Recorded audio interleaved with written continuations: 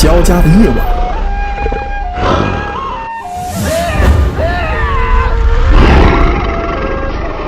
叶公盼来了他日思夜想的龙，但是结果却出人意料。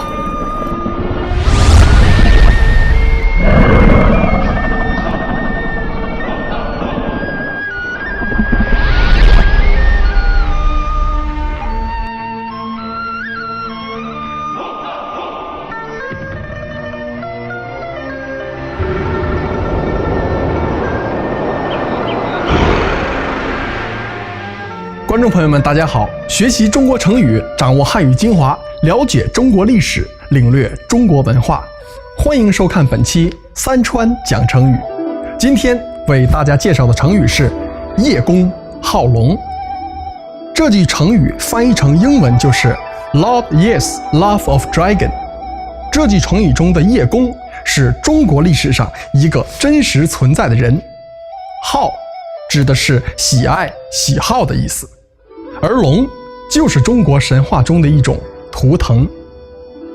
这则成语讲的意思是形容表面上或口头上对一件事物的喜好，很赞赏，可是实际上并不是真正的喜爱，或者实际上并不了解。一旦真正的接触，不但并不喜好和赞赏，反而还会惧怕它，反对它。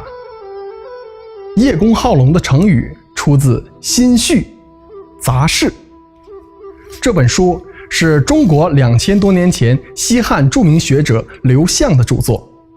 这本书记录了从中国上古时代的尧舜禹直到汉代的历史故事和传说典故。这是一个非常有趣的故事。故事说的是在中国春秋时期，也就是距今天大约2500多年前，当时楚国叶县一个名叫沈楚良县令的故事。因为这个沈楚良是叶县的县令，所以大家都叫他叶公。县令是中国古代的一个官名。据说叶公有一个非常特殊的喜爱，那就是喜欢龙。所有跟龙有关的东西，不管是房子的门窗、家具、装饰品，或者是盘子、碗、衣服，上面都是龙的图案。连他家里的墙壁上也画着一条很大很大的龙。不知那时有没有纹身？如果有的话，我估计这个叶公全身也都是龙的纹身。当时人们一走进叶公的家，还以为走进了龙宫，到处都是龙的图案。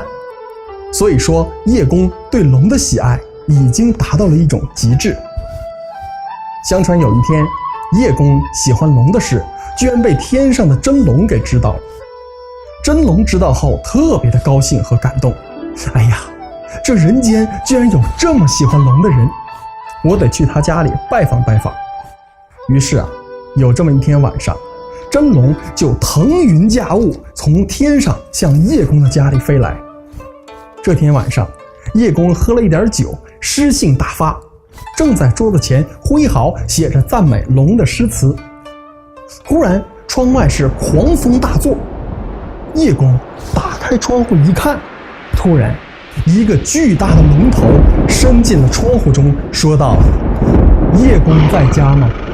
叶公一看，吓得是魂飞魄散，大声的叫：哎呀，怪物啊！抱着头钻到了桌子底下去。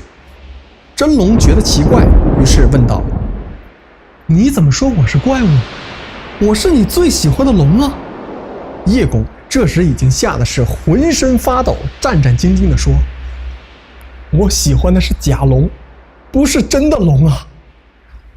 叶公的话还没有说完，就连忙地逃了出去，留下真龙一脸懊悔地说：叶公说喜欢龙，这件事情是假的呀，害得我大老远的飞来拜访他，真是浪费我的感情和时间。于是真龙也沮丧地离去了。这个故事后来便演绎成了这则成语叶公好龙。叶公好龙这则成语用很生动的故事，辛辣地讽刺了叶公式的人物，讽刺了一些做事只唱高调不务实际，名不副实、表里不一的人。当然，这个故事是一个民间传说，并不是真的事情，实际上也没有什么真的龙。其实在历史上，叶公本人是非常冤枉的。叶公好龙这则成语深入人心，但真正的叶公其实并不是这样的。这里我想多说几句。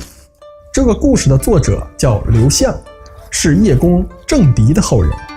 其实故事并不是真人真事，因为这则故事写于叶公去世后的100年后的汉王朝。汉王朝时，中国盛行的是儒家思想，而叶公是道家思想的拥护者，所以他政敌的后代刘向就把叶公描写成了一个反面人物，借叶公好龙的故事讽刺那些道家信奉者其实都是虚伪的好龙者。实际上，叶公本人官虽然不大，但却是一位业绩显著、乐善好施的一位值得称赞的历史人物。叶公真名叫沈楚良，出身名门望族，他生于楚国的王室之家，他的爷爷是春秋五霸之一的楚庄王。后来楚国的国王把沈楚良封到楚国北疆重镇方城之外的叶县为官。工作勤勉的叶公受到了楚国朝野和四方诸侯的敬重，那时他才24岁，人们都尊称他为叶公。经考古发掘证实，叶公主政期间采取养兵息民、发展农业、增强国力的策略，组织民众修筑了中国现存最早的水利工程，使当地数十万亩的农田得以灌溉。这比著名的李冰修筑的都江堰还早200多年，比郑国渠早了300多年。至今，叶公修筑的东坡、西坡遗址保存非常好，是叶公治水历史的见证。历史记载叶公确实有画龙的爱好，但龙只是宗教信仰中的一种图腾，是想象出来并神化了的动物。叶公好龙折射出叶公所处的时代龙文化丰厚的内涵。根据《周礼》记载，叶公去世后即被他的后人供奉了起来。叶公的后裔为纪念祖上之德和祖居之地，部分改姓沈为叶，所以后来叶公也成为了叶姓的始祖。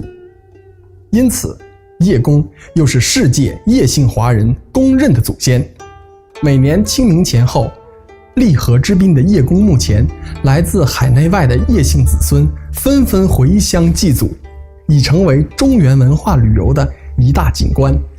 所以在观看本次节目的观众中，相信一定还有叶公的后人。